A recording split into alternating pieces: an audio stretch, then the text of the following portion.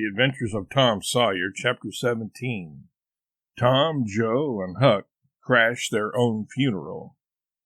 Written by Mark Twain in 1876, read by Clay Shannon in 2020.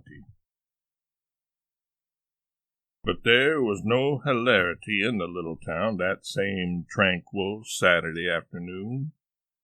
The Harpers and Aunt Polly's family were being put into mourning, with great grief and many tears.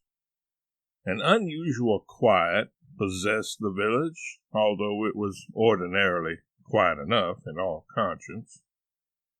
The villagers conducted their concerns with an absent air and talked little, but they sighed often. The Saturday holiday seemed a burden to the children. They had no heart in their sports and gradually gave them up. In the afternoon, Becky Thatcher found herself moping about the deserted schoolhouse yard and feeling very melancholy. But she found nothing there to comfort her. She soliloquized, "Oh, if only I had a brass andiron knob again. But I haven't got anything now to remember him by." And she choked back a little sob. Presently she stopped and said to herself, "It was right here. Oh, if it was to do over again, I wouldn't say that. I wouldn't say it for the whole world. But he's gone now. I'll never, never, never see him any more." This thought broke her down, and she wandered away with tears rolling down her cheeks. Then quite a group of boys and girls, playmates of Tom's and Joe's, came by, and stood looking over the paling fence and talking in reverent tones of how Tom did so-and-so the last time they saw him, and how Joe said this and that small trifle, pregnant with awful prophecy, as they could easily see now. And each speaker pointed out the exact spot where the lost lad stood at the time, and then added something like, "And I was a-standing just as I am now, and as if you was him. I was as close as that, and he smiled just this way, and then something seemed to go all over me, like awful, you know, and I never thought what it meant, of course, but I can see now." Then there was a dispute about who saw the dead boys last in life, and many claimed that dismal distinction, and offered evidences, more or less tampered with by the witness. And when it was ultimately decided who did see the departed last, and exchanged the last words with them, the lucky parties took upon themselves a sort of sacred importance, and were gaped at and envied by all the rest. One poor chap, who had no other grandeur to offer, said with tolerably manifest pride in the remembrance, "Well, Tom Sawyer, he licked me once." But that bid for glory was a failure.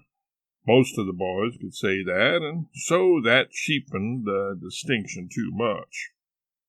The group loitered away, still recalling memories of the lost heroes and awed voices. When the Sunday school hour was finished the next morning, the bell began to toll instead of ringing in the usual way. It was a very still Sabbath, and the mournful sound seemed in keeping with the musing hush that lay upon nature. The villagers began to gather, loitering a moment in the vestibule to converse in whispers about the sad event. But there was no whispering in the house, only the funereal rustling of dresses as the women gathered to their seats disturbed the silence there. None could remember when the little church had been so full before. There was finally a waiting pause, in expectant dumbness, and then Aunt Polly entered, followed by Sid and Mary, and they by the Harper family, all in deep black, and the whole congregation, the old minister as well, rose reverently and stood until the mourners were seated in the front pew. There was another communing silence, broken at intervals by muffled sobs, and then the minister spread his hands abroad and prayed. A moving hymn was sung, and the text followed, "I am the resurrection and the life." As the service proceeded, the clergyman drew such pictures of the graces, the winning ways, and the rare promise of the lost lads that every soul there, thinking he recognized these pictures, felt a pang in remembering that he had persistently blinded himself to them always before, and had as persistently seen only faults and flaws in the poor boys. The minister related many a touching incident in the lives of the departed, too, which illustrated their sweet, generous natures, and the people could easily see now how noble and beautiful those episodes were, and remembered with grief that at the time they occurred they had seemed rank rascalities, well deserving of the cowhide.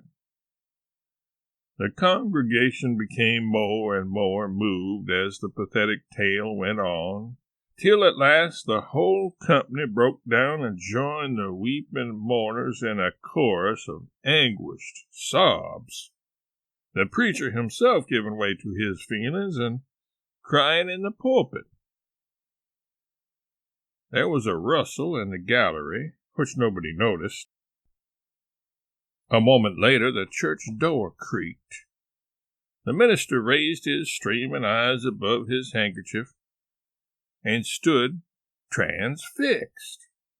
First one and then another pair of eyes followed the minister's, and then almost with one impulse the congregation rose and stared, while the three dead boys came marching up the aisle, Tom in the lead, Joe next, and Huck, a ruin of drooping rags, sneaking sheepishly in the rear.